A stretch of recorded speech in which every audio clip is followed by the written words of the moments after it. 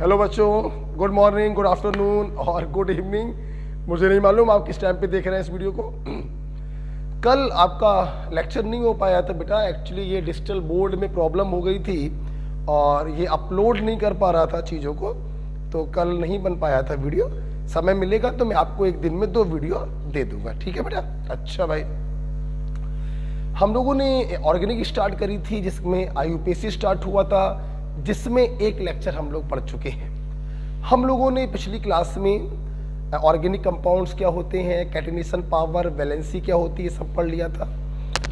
और हम लोगों ने क्लासिफिकेशन पढ़ लिया था। हम लोगों ने हाइड्रोकार्बन्स के बारे में पढ़ा, alkane, alkene, alkyne, CnH2n+2, CnH2n, CnH2n-2, single bond, double bond, triple bond. इसके बाद हम लोगों ने IUPAC नेम करना सीखा था, root word plus primary suffix. Root word हमें बताता है number of carbon atoms in principal chain और प्राइमरी सफिक्स हमें बताता है whether the chain is saturated और अनसैचुरेटेड। अगर सैचुरेटेड है, सारे बॉन्ड सिंगल हैं, तो हम लोग प्राइमरी सफिक्स लगाते हैं एन, और अगर वो अनसैचुरेटेड है, डबल बॉन्ड आने पर इन लगाते हैं और ट्रिपल बॉन्ड आने पर आइन लगाते हैं। रूट वर्ड भी मैंने लिखवाया होगा आप लोगों को, meth, eth, pro, but, pent, hex, hept, oct, non, dec, undec, dodec, tridec and so on. और भी लिखवाता था मैं, लेकिन उसकी अब जरूरत नहीं है। मैंने आपसे बोला कि मेरे भाई इसका IUPAC नाम कर दो, तो अपन कैसे पहचानेंगे कौन सा हाइड्रोकार्बन है? 6 दूनी 12, जस्ट डबल है, मतलब ये एल्कीन है। रूट वर्ड हो जाएगा हेक्स और प्राइमरी सफिक्स फिलहाल अभी हो जाएगा इन। IUPAC नाम इज हेक्सीन। हमारे बच्चों ने कुछ फ्यू पॉइंट देखे। फ्यू पॉइंट में सबसे पहले मैंने आपको होमोलोगस सीरीज बताया। ऐसी फैमिली जिनके अगल बगल वाले मेंबर्स में CH2 का डिफरेंस हो और फंक्शनल ग्रुप सेम हो, हम उन्हें कहते हैं होमोलोगस सीरीज। अगर आपसे बोला जाए C4H10O और C5H12O, क्या ये होमोलोगस है? हाँ, ये होमोलोगस है, CH2 का डिफरेंस है। ठीक है, यही चीज अगर मैं खोल के बना दूं, ऐसे बना दूं, और इसको मैं, हाँ अभी भी ये क्या है? होमोलोगस है। लेकिन अगर मैं इसके स्थान पर चित्र ये बना दूं, तो अब क्या ये होमोलोगस होंगे? तो अब होमोलोगस नहीं होंगे। मैंने आपको हाइब्रिडाइजेशन निकालना सिखाया था sp3 - पाई रूल से। कार्बन ने जितने पाई बॉन्ड बनाए हैं उसको 3 में से माइनस करते जाइए, उसका हाइब्रिडाइजेशन आता जाएगा। Olefinic bond carbon carbon double bond को कहते हैं, बताया था बेटा। और acetylenic bond carbon carbon triple bond को कहते हैं, राइट बेटा। इसके बाद मैंने types of primary, secondary, tertiary और क्वाटरनरी कार्बन आपको बताया। एक कार्बन से कितने कार्बन लगे हैं, ये इस चीज को डिसाइड करता है। मैंने आपको छोटे छोटे सवाल भी कराए थे, प्यारे प्यारे सवाल कराए थे। उम्मीद करते हैं आपको वो सवाल अच्छे लगे होंगे और आप अच्छे से रिवाइज करके आए थे। क्या मैंने कोई HW दिया था? क्या दिया था? केमिकल बॉन्डिंग में, अच्छा, उतनी थ्योरी पढ़ लेना जितनी थ्योरी में फर्स्ट शीट सॉल्व हो जाए। क्या आप लोगों ने किया? आई होप आप लोगों ने किया होगा। केमिकल बॉन्डिंग में मैंने कहा था उतनी थ्योरी पढ़नी है जितनी थ्योरी में फर्स्ट शीट सॉल्व हो जाए। आई होप आप लोगों ने किया होगा। आगे बढ़ने से पहले आज का SW, पहला SW पीछे का काम है। केमिकल बॉन्डिंग में आपको वो थ्योरी पढ़नी है, उतनी थ्योरी पढ़नी है जितनी थ्योरी से शीट 2 सॉल्व हो जाए। ये पीछे का SW है। और छोटा सा SW ये होगा कि जो IUPAC का करंट टॉपिक है उसको रिवाइज करके आएंगे, बस। ओके, इतना काम हमने आपको दिया है। अगली क्लास जो कल होगी उसके लिए, ठीक है। अब बच्चों मैं चालू करने जा रहा हूं आज की क्लास। हमें चौथा पॉइंट बेटा पढ़ना है। चौथा पॉइंट बेटा है एल्किल ग्रुप।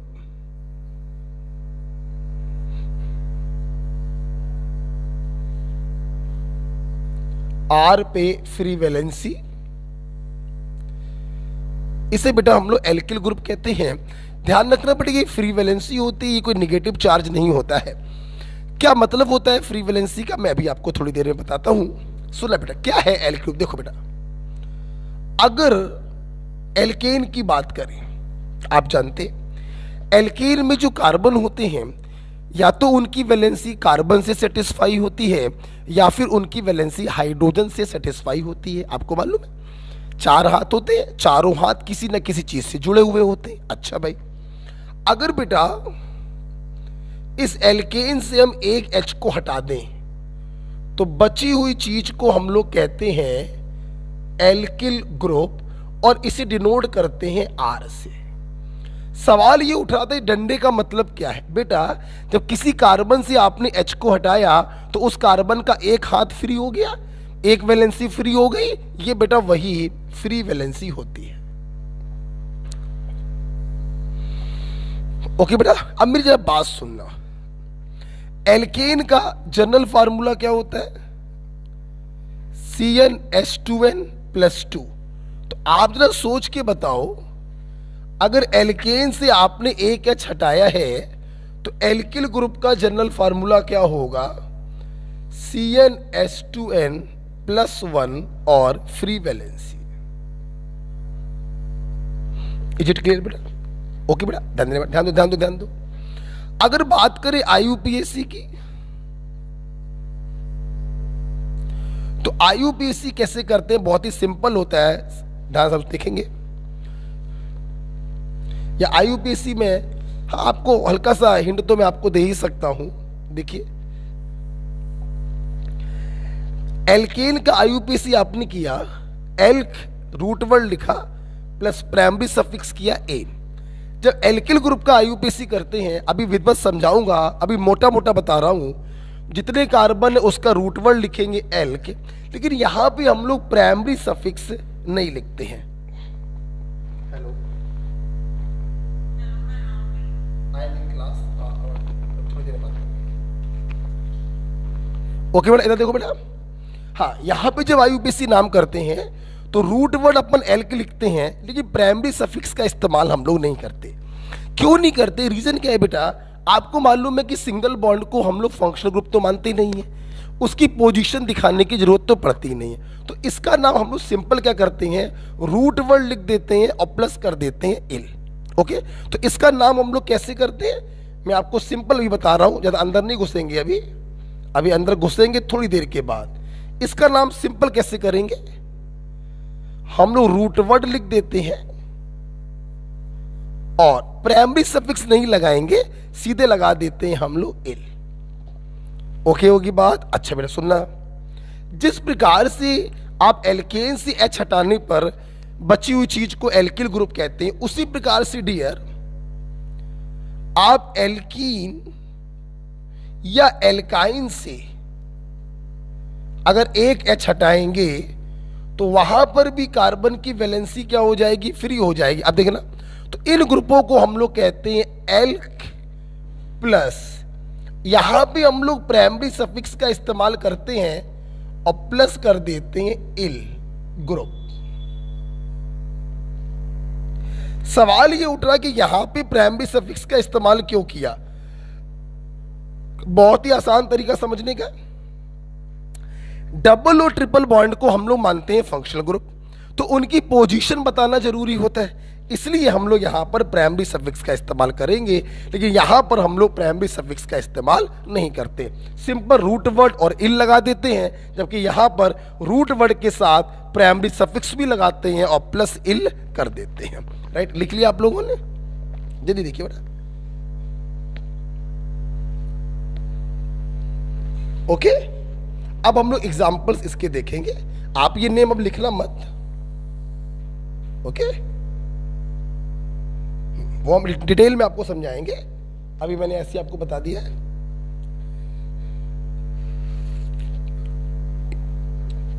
तो एल्केन से बनने वाले ग्रुप को एल्किल ग्रुप कहेंगे, एल्कीन और एल्काइन से बनने वाले ग्रुप को एल्किनिल या एल्काइनिल ग्रुप हम लोग कहेंगे। ओके बेटा, अच्छा एग्जांपल्स देखें, चलो एग्जांपल देखते हैं। बिल्कुल आराम से पढ़ेंगे, कूलली पढ़ेंगे, ठीक है। हमारे केस में जल्दीबाजी नहीं कुछ। आइए, क्या कहा, कितना छोड़ दें?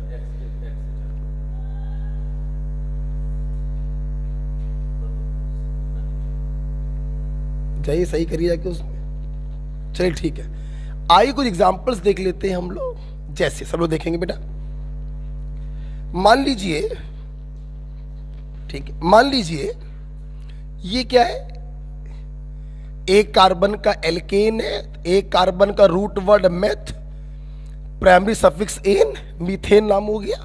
मैंने क्या किया बेटा, मीथेन से एक एच को हटाया, तो ये जो ग्रुप बना इसका नाम क्या होगा, रूट वर्ड हो गया एल्क, और प्लस कर देंगे इल, नाम हो गया मैथिल ग्रुप, और शॉर्ट में इसको लिखते हैं ME। क्या लिखते हैं बेटा, ME।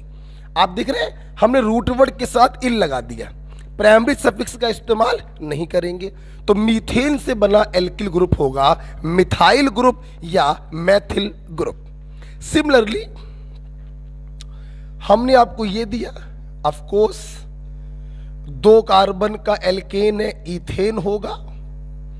हमने इससे H को हटाया, क्या हुआ, 2 कार्बन का एल्काइल ग्रुप प्राप्त हो गया, बोले तो ethyl group.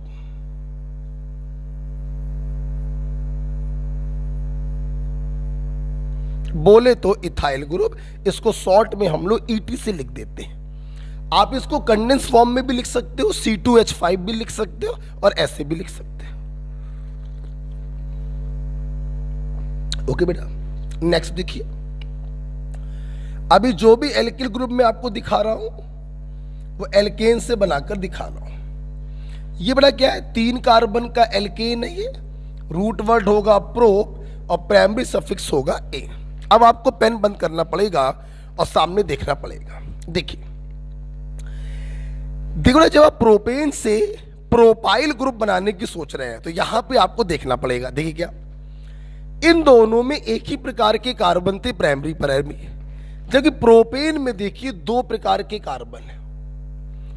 Terminal carbon is primary and this carbon is secondary. तो आपने H को किस कार्बन से हटाया है, उस आधार पर आपके जो प्रोपाइल ग्रुप होते हैं वो 2 प्रकार के हो सकते हैं बेटा। जैसे अगर आपने प्राइमरी कार्बन से हाइड्रोजन को हटाया है तो जो फ्री वैलेंसी आएगी ये प्राइमरी कार्बन पर आएगी, तो आप इसे नाम देंगे प्राइमरी प्रोपाइल ग्रुप। बेटा बोलो क्या नाम दोगे, प्राइमरी प्रोपाइल ग्रुप। और अगर आपने H को सेकेंडरी कार्बन से हटाया तो जो फ्री वैलेंसी आएगी वो सेकेंडरी कार्बन पर आएगी, तो हम लोग इसको जो नाम देंगे वो कहेंगे सेकेंडरी प्रोपाइल ग्रुप।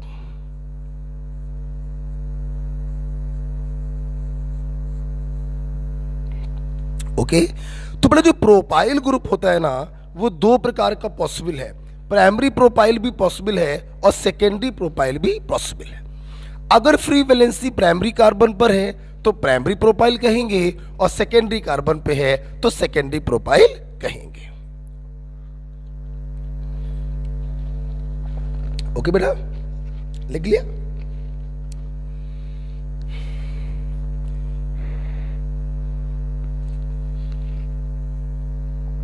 हटा दे बेटा, इसको हटा दे। अच्छा बेटा आगे बढ़ते हैं, आगे बढ़ते हैं।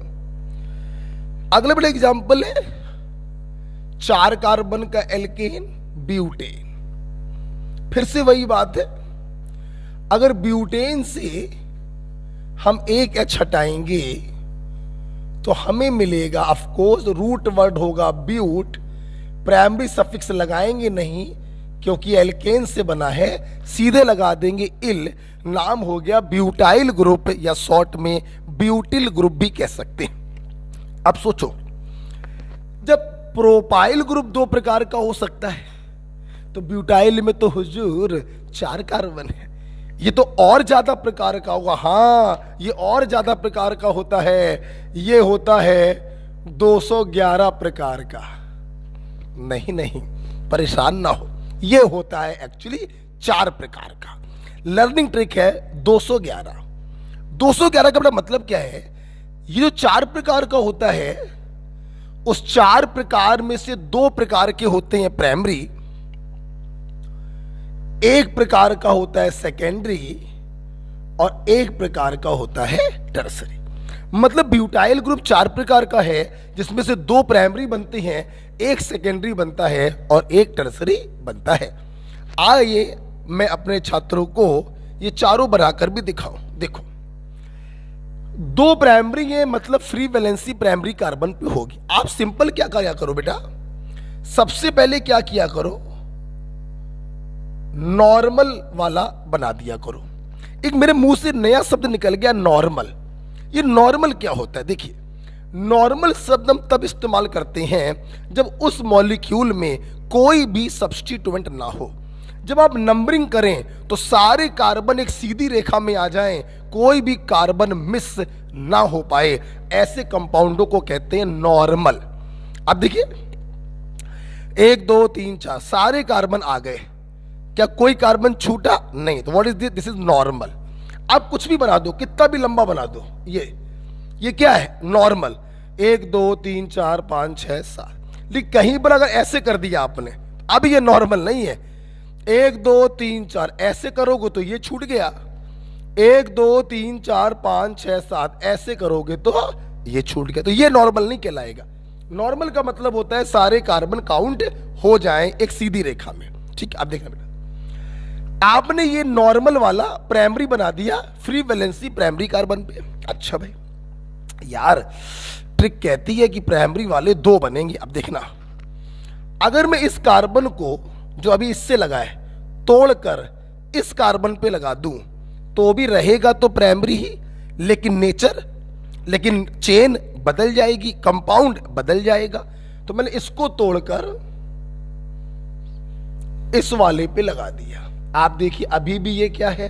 प्राइमरी। ये भी प्राइमरी ब्यूटाइल है, ये भी प्राइमरी ब्यूटाइल है, 2 प्रकार के प्राइमरी बन गए। अब क्या बनाना है? सेकेंडरी।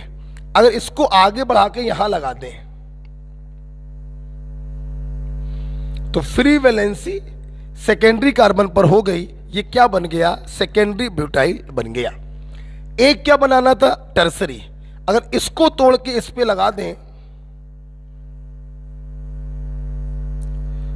तो आप देखिए टर्सरी कार्बन पर फ्री वैलेंसी आ गई, तो ये कौन सा बन गया? टर्सरी। ओके बेटा, बिल्कुल आराम से। तो ब्यूटेन से जब H हटाया, ब्यूटाइल ग्रुप बना। ब्यूटाइल ग्रुप 4 प्रकार का होता है। लर्निंग ट्रिक है 211। 2 बनेंगे primary, free valency primary carbon पर होगी। 1 बनेगा secondary, free valency secondary carbon पर होगी। 1 बनेगा tertiary, free valency tertiary carbon पर होगी। गॉट इट बेटा? चल, तो मिथाइल हो गया, इथाइल हो गया, 2 प्रकार के प्रोपाइल हो गए, 4 प्रकार के ब्यूटाइल हो गए। आगे बढ़े, ये इसके नीचे बना लीजिएगा और चाहो तो डब्बे में बंद कर लीजिएगा। ठीक है, अब आगे बढ़ते हैं, पेंटेन की तरफ चलते हैं हम लोग। हटा दे बेटा इसको। आई, अब हम लोग चलते हैं पेंटेन की तरफ। फिर वही बात है, अगर पेंटेन से आप H हटाएंगे तो जो ग्रुप बनेगा उसका नाम होगा पेंटाइल ग्रुप। भाई रूट वर्ड लिख दिया पेंट, प्राइमरी सफिक्स कुछ लगाएंगे नहीं, सीधे लगा देंगे इल।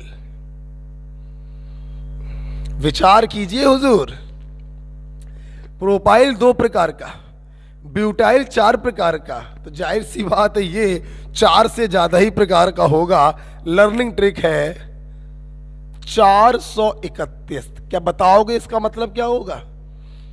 ये टोटल होता है 8 प्रकार का, जिसमें से 4 होते हैं प्राइमरी पेंटाइल, 3 होते हैं सेकेंडरी पेंटाइल और एक होता है टर्सरी पेंटाइल।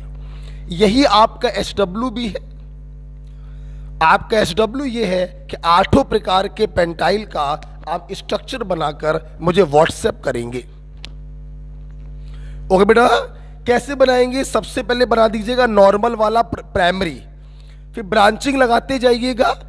4 आपको प्राइमरी बनाने हैं, 1 आपको सेकेंडरी बनाना है, 3 आपको सेकेंडरी बनाने हैं और 1 आपको टर्सरी बनाना है। ओके बेटा, तो ये हमारे बच्चों ने देख लिया अबाउट द एल्काइल ग्रुप। ठीक है, अच्छा सुनना बेटा, मेरी बात सुनेंगे सब लोग, आगे बढ़े। जब मैं ये एल्काइल ग्रुप अपने बच्चों को पढ़ा देता हूं तो मैं यहां पर 2 ग्रुप और आपको बताना चाहूंगा। एक है वेरी पॉपुलर आइसो ग्रुप और दूसरा है नियो ग्रुप। सुनिएगा ध्यान से, देखना बेटा। ये आइसो ग्रुप क्या होता है? देखिए, एक ऐसा कार्बन जिसकी 2 वैलेंसी पर मिथाइल ग्रुप हो, तीसरी वैलेंसी पर हाइड्रोजन हो और चौथी वैलेंसी फ्री हो, तो 3 कार्बन के इस बल्कि ग्रुप को हम कहते हैं आइसो ग्रुप। आप जानते हैं हमारी ऑर्गेनिक केमिस्ट्री में हाइड्रोजन का कोई महत्व नहीं होता, लेकिन हमेशा ध्यान रखना ये 2 स्थान ऐसे हैं जहां पर हाइड्रोजन का भरपूर महत्व होता है। 2 वैलेंसी पर मिथाइल और तीसरी वैलेंसी पर हाइड्रोजन होना चाहिए, तभी हम इस ग्रुप को आइसो ग्रुप का नाम देंगे। अगर इस H को हटा दिया, कुछ और लगा दिया, तो फिर ये आइसो ग्रुप नहीं कहलाएगा। तो यहां से मेरे बच्चों को ये समझ में आता है कि आइसो ग्रुप बनाने के लिए आपको मिनिमम कितने कार्बनों की जरूरत होगी? 3। तो आइसो ग्रुप बनाने के लिए मिनिमम 3 कार्बनों की जरूरत पड़ती है। बात करते हैं नियो ग्रुप क्या होता है। एक ऐसा कार्बन जिसकी 3 वैलेंसी पर मिथाइल हो, चौथी वैलेंसी पर CH2 हो और इस CH2 का 1 वैलेंसी खाली हो, अर्थात 5 कार्बन के इस बल्कि ग्रुप को हम कहते हैं नियो ग्रुप। मतलब नियो बनाने के लिए मिनिमम कितने कार्बन होने चाहिए? 5 कार्बन होने चाहिए। ध्यान रखना बेटा, जब तक ये CH2 रहेगा तभी तक नियो रहेगा। अरे यार, ये 2 ही स्थान तो ऐसे हैं जहां पर हाइड्रोजन की वैल्यू की जाती है, वरना तो हुजूर हाइड्रोजन की वैल्यू कहीं की ही नहीं जाती। ये तभी तक आइसो रहेगा जब तक ये CH है, और ये तभी तक नियो रहेगा जब तक ये CH2 है। अगर H को हटा के आपने कार्बन की चेन या कोई दूसरा फंक्शन ग्रुप लगा दिया तो फिर ये नियो नहीं रहेगा और ये आइसो नहीं रहेगा। ओके बेटा, उम्मीद करते हैं आपने आइसो और नियो ग्रुप समझा होगा। तो आइसो बनाने के लिए मिनिमम 3 कार्बन और नियो बनाने के लिए मिनिमम 5 कार्बनों की जरूरत पड़ती है। ओके, लिख लिया है? अच्छा, आओ बेटा देखते हैं। ये हो गया, आइसो हो गया, नियो हो गया। जब देखते हैं हमारे स्टूडेंट क्या कर पाएंगे। आइए एक क्वेश्चन दे देते हैं। आइडेंटिफाई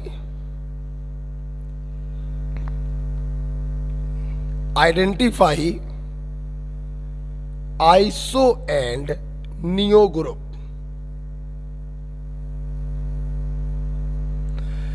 आइडेंटिफाई आइसो और नियो ग्रुप, देखते हैं कितने बच्चे पहचान पाएंगे।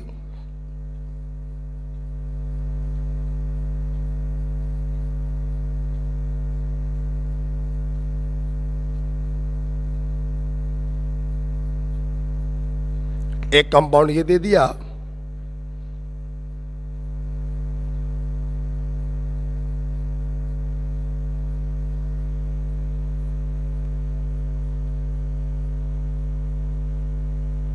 एक कंपाउंड ये दे दिया,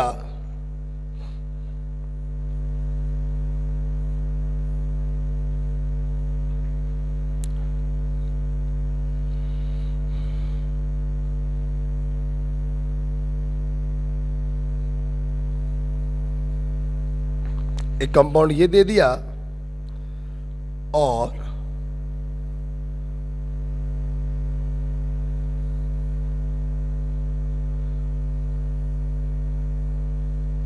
एक कंपाउंड ये दे दिया। मैंने आपसे पूछा आइसो और नियो ग्रुप को आइडेंटिफाई करिए। आइसो आप समझ गए होंगे, CH3 CH CH3 is iso. Neo क्या है? CH3 CH3 CH3 C CH2 is neo. आप देख सकते हैं पहले वाले के पास आप लोगों को CH3 CH CH3 दिखाई पड़ रहा होगा, दिखाई पड़ रहा है? बताओ तो ये कौन सा ग्रुप हो गया? ये आपका आइसो ग्रुप हो गया। ठीक, क्या नियो ग्रुप है? नहीं।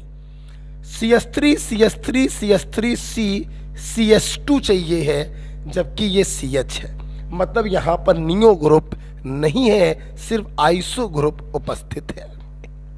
ओके, यहां पर आइए, क्या है यहां पर देखिए, CH3 CH CH3 एक आइसो ग्रुप ये है, और CH3 CH CH3 एक आइसो ग्रुप ये है। Am I right? यहां पर आइए, आप देख सकते हैं CH3 CH CH3। आप ध्यान से देखिएगा, इसके पास H होगा, 3 वैलेंसी भरी है, चौथे पर H होगा। तो CH3 CH CH3 यहां ये कौन सा ग्रुप है? आइसो ग्रुप है। ये देखिए CH3 CH3 CH3 C और ये रहा CH2। ध्यान से देखें तो ये कौन सा ग्रुप है? ये नियो ग्रुप है। कौन सा ग्रुप है? ये नियो ग्रुप है। Am I right? इसके पास CH2 होगा, हाँ होगा, 2 कार्बन पे वैलेंसी भरी हुई है, तो रिमेनिंग 2 पर हाइड्रोजन होगा। अच्छा बेटा, अब जरा यहां पर आइए। अगर बेटा यहां पर देखें, अगर आपको ये ऐसे समझ में नहीं आ रहा है, तो क्या मैंने अपने बच्चों को खोलना नहीं सिखाया है? सिखाया है। CH3 का होल क्यूब का मतलब है कि इस कार्बन पर 3 CH3 ग्रुप लगे होंगे। अच्छा, सिंगल बॉन्ड CH2 होगा, सिंगल बॉन्ड CH3 होगा। अगर आप ध्यान से देखें तो इसके पास नियो ग्रुप है, ये देखिए। मतलब ये जो 4 कंपाउंड आपके सामने बने थे, पहले वाले के पास सिर्फ आइसो है, दूसरे वाले के पास 2 आइसो है, तीसरे वाले के पास सिर्फ नियो है, और चौथे वाले के पास 1 आइसो और 1 नियो है। मैं उम्मीद करता हूं आप आइसो और नियो ग्रुप पहचानना सीख गए होंगे। ओके, हम आगे बढ़ जाएं बेटा, आप लिख चुके होंगे शायद। ठीक है, अच्छा भाई, अब हम लोग बेटा बात करेंगे यहां पर एल्काइल ग्रुप के नेम कैसे करते हैं। सबसे पहले हम आपको सिखाएंगे एल्काइल ग्रुप के जर्नल नेम कैसे किए जाते हैं। देखिए, जर्नल नेम बेटा कैसे करते हैं, हम जिस कार्बन पर वैलेंसी फ्री होती है, मतलब जिस कार्बन पे वैलेंसी फ्री है उसका नेचर क्या है, प्राइमरी, सेकेंडरी या टर्सरी। जो उस कार्बन का नेचर होगा वो उस एल्काइल ग्रुप का नेचर होगा। मैंने अभी समझाया भी था आपको। अगर प्राइमरी कार्बन पे वैलेंसी फ्री है तो वो प्राइमरी एल्काइल होगा, टर्सरी कार्बन पर वैलेंसी फ्री है तो वो टर्सरी एल्काइल होगा। तो नेचर ऑफ एल्काइल ग्रुप लिख दिया प्लस, जितने टोटल कार्बन हो उसका रूट वर्ड लिखेंगे और प्लस कर देंगे एल। अभी थोड़ी देर पहले मैंने आपको ये बताया था। एल्केन से जो एल्किल बनते हैं उनमें प्राइमरी सफिक्स नहीं लिखा जाता। या सुना बेटा, या जिस एल्किल ग्रुप का जनरल नाम लिखना है, अगर उस एल्किल ग्रुप के पास आइसो या नियो ग्रुप है तो आप आइसो या नियो लिख देंगे और प्लस लिख देंगे एल्किल। क्या लिख देंगे बेटा, बोलो प्लस करके, एल्किल। ये जनरल नाम का तरीका है। अभी थोड़ी देर बाद आप सीख जाएंगे कि आइसो नियो लिखना प्राइमरी, सेकेंडरी, टर्सरी से ज्यादा अच्छा होता है। क्यों ज्यादा अच्छा होता है अभी आप सीख जाएंगे एग्जाम्पल्स के द्वारा। आइए एग्जाम्पल्स किए जाए। जैसे मैंने आपको ये दिया, ठीक, मैंने आपसे बोला बताइए जरा इसका जनरल नेम क्या होगा। आप देखिए फ्री वैलेंसी जिस कार्बन पर है उसका नेचर क्या है, सेकेंडरी है बेटा, सेकेंडरी। तो आपने क्या लिखा, सेकेंडरी लिखा, प्लस कुल कार्बन कितने हैं, 3, रूट वर्ड हो गया प्रोप, प्लस कर दिया इल, तो जनरल नेम हो गया सेकेंडरी प्रोपाइल ग्रुप। बेटा बोलो क्या हो गया, सेकेंडरी प्रोपाइल ग्रुप। अगर आप ध्यान से देखें तो आप इसका एक नाम और भी लिख सकते हैं। आपको इसमें आइसो ग्रुप दिखाई पड़ रहा है तो आप इसका नाम ये भी लिख सकते हैं आइसो प्रोपाइल ग्रुप। बेटा बोलो क्या लिख सकते हैं, आइसो प्रोपाइल ग्रुप। ठीक है, अच्छा भाई मान लीजिए मैंने आपको एक कंपाउंड ये दे दिया,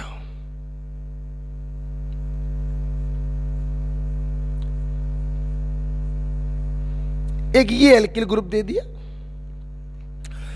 मैंने आपसे पूछा भाई इसका आईयूपीएसी नाम बताइए, फिर देखिए सॉरी जनरल नाम बताइए। जिस कार्बन पे वैलेंसी फ्री है उसका नेचर क्या है, टर्सरी, 3 तरफ कार्बन से लगा। पहला लेक्चर आपने देख लिया होगा आई होप। तो आपने नेचर ऑफ एल्काइल ग्रुप लिखा टर्सरी, टोटल कार्बन कितने, 4 कार्बन का रूट वर्ड हो गया ब्यूट, प्लस कर दिया इल, जनरल नेम हो गया टर्सरी ब्यूटाइल ग्रुप। ओके, क्या आइसो या नियो में से कुछ भी दिखाई पड़ रहा, नहीं दिखाई पड़ रहा, तो इसका नाम सिर्फ होगा टर्सरी ब्यूटाइल ग्रुप। ओके, अब जरा देखिए, अगला देखिए बेटा, मैंने ये दिया। अब यहां से आपको समझ में आएगा कि आइसो नियो को प्रायोरिटी क्यों देते हैं। इस एग्जाम्पल को देखिए, आपको फीलिंग बदल जाएगी। देखना भी, मैंने कहा भाई इसका जनरल नेम बताओ। आप जा देखना, अगर तुमने नेचर से काम करने का प्रयास किया, नेचर से कि जिस पर फ्री वैलेंसी है उसका नेचर क्या है, प्राइमरी, समझना। तुमने इसका नाम रख दिया प्राइमरी, कुल कार्बन कितने हैं, 4, प्राइमरी ब्यूटाइल ग्रुप। ग्रुप बेटा सभी में लगाएंगे क्योंकि ये एल्किल ग्रुप है ना, इस पर फ्री वैलेंसी है तो ग्रुप सभी में लगाया जाएगा। अब देखो बेटा, आपने इसका नाम बोल दिया प्राइमरी ब्यूटाइल ग्रुप। अब समझना जरा, अगर मैं इस स्ट्रक्चर को रब कर दूं और इस क्लास से कहूं बताइए प्राइमरी ब्यूटाइल ग्रुप क्या होगा, तो मैं डंके की चोट पे बेटा आपको बताऊं कि आधे क्लास के बच्चे प्राइमरी ब्यूटाइल ये बनाएंगे और आधे क्लास के बच्चे प्राइमरी ब्यूटाइल ये बनाएंगे। आप देखिए, अभी 5 मिनट पहले आपने पढ़ा था कि ब्यूटाइल ग्रुप के प्राइमरी वाले 2 प्रकार के होते हैं, ये भी प्राइमरी ब्यूटाइल है, ये भी प्राइमरी ब्यूटाइल है। मतलब प्राइमरी ब्यूटाइल लिखने से दिमाग में कंफ्यूजन आ रहा है कि ऊपर वाला स्ट्रक्चर की बात हो रही है या नीचे वाले स्ट्रक्चर की बात हो रही है। जबकि अगर मैं ध्यान से देखूं तो इसके पास आइसो ग्रुप है, तो अगर इसके स्थान पर मैं इसका नाम लिखूं आइसो ब्यूटाइल ग्रुप, तो बेटा पूरी क्लास ये नाम दिए जाने पर यही चित्र बनाएगी, क्योंकि इसके पास तो आइसो ग्रुप है ही नहीं। मतलब आइसो या नियो बोलने पर कंफ्यूजन बिल्कुल खत्म हो जाता है, जबकि प्राइमरी सेकेंडरी बोलने पर कंफ्यूजन बना रहता है। नाम इसके दोनों ही सही है, ये प्राइमरी ब्यूटाइल है, लेकिन अच्छा नाम इसका होगा आइसो ब्यूटाइल, क्योंकि प्राइमरी ब्यूटाइल बोलने पर चित्र ये भी बन सकता है।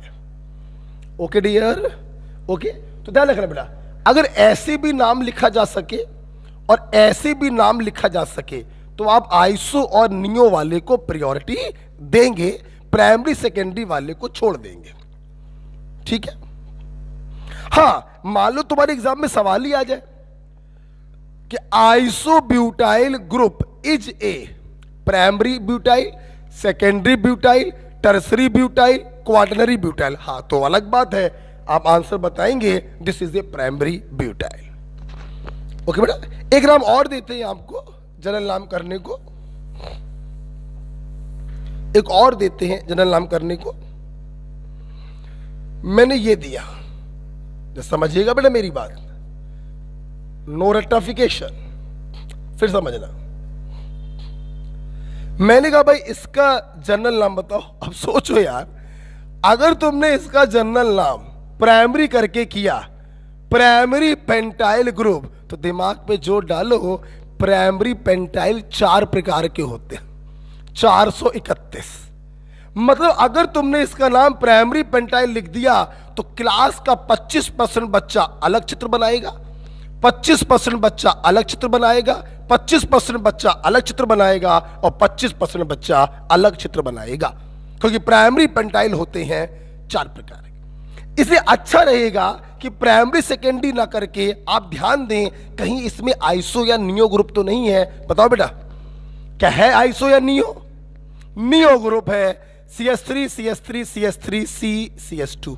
ये देखिए इसके पास नियो ग्रुप है और टोटल कार्बन है 5, तो इसका नाम हो गया नियो पेंटाइल ग्रुप। ओके बेटा, नाम क्या हो गया? Neo pentyl group. और इसी का एक नाम और होता है नियो एमाइल ग्रुप। तो प्राइमरी सेकेंडरी से ज्यादा डोमिनेटिंग होता है आइसो और नियो। आगे बढ़े बेटा, नेक्स्ट। आफ्टर IUPAC नेम, हम जनरल नेम, हम बात करेंगे IUPAC नेम की। IUPAC नेम की हम बात करेंगे। देखिए बेटा बहुत ही सिंपल है, बहुत ही सिंपल है। एक बात ध्यान रखिएगा, जब भी किसी एल्किल ग्रुप का IUPAC नाम करते हैं, हमेशा ध्यान रखिएगा, साथ में लिखिए, जिस कार्बन पर फ्री वैलेंसी हो उसे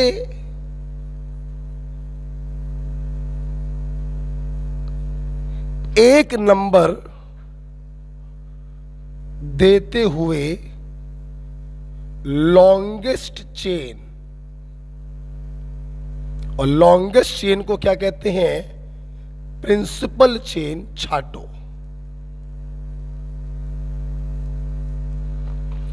जिस कार्बन पर फ्री वैलेंसी हो उसे एक नंबर देते हुए लॉन्गेस्ट चेन प्रिंसिपल चेन छाटो। ओके, ध्यान सब देखेंगे। अब आप लोगों ने कल ही मुझसे पढ़ा, अभी थोड़ी देर पहले पढ़ा, जितने कार्बन आए उसका क्या लिखोगे? Root word. क्या लिखोगे? Root word. ध्यान देना, प्लस करेंगे प्राइमरी सफिक्स। ध्यान रखिएगा, प्राइमरी सफिक्स एन भी होता है, इन भी होता है और बोलो आइन भी होता है। और मैंने अभी अभी आपको पढ़ाया कि एन वाला प्राइमरी सफिक्स एल्किल ग्रुप में इस्तेमाल नहीं किया जाता। अगर एल्केन से कोई एल्किल ग्रुप बना है तो रूट वर्ड लिखने के बाद सीधे हम लिख देते हैं इल। बेटा बोलो क्या लिख देते हैं? इल। लेकिन एल्कीन या एल्काइन से अगर कोई एल्किल ग्रुप बना है तो ऑफ कोर्स आपको प्राइमरी सफिक्स इन या आइन भी लिखना पड़ेगा। तरीका वही होता है, root word plus primary suffix plus कर देते हैं इल। ओके, एक नंबर किसको दोगे? जिस पर फ्री वैलेंसी है और लॉन्गेस्ट चेन छाटोगे। याद करिए, मैंने हाइड्रोकार्बन के नाम भी ऐसे लिखवाए थे, root word plus primary suffix. वहां पर इल नहीं था। वहां पर इल क्यों नहीं था? क्योंकि हाइड्रोकार्बन की सारी वैलेंसी सेटिस्फाई होती हैं आइदर कार्बन से और हाइड्रोजन से। यहां पर इल क्यों लगाया? क्योंकि इस पर एक फ्री वैलेंसी है। प्राइमरी सफिक्स में ध्यान रखना, इन आइन का इस्तेमाल होता है लेकिन एन का आइन इस्तेमाल नहीं होता।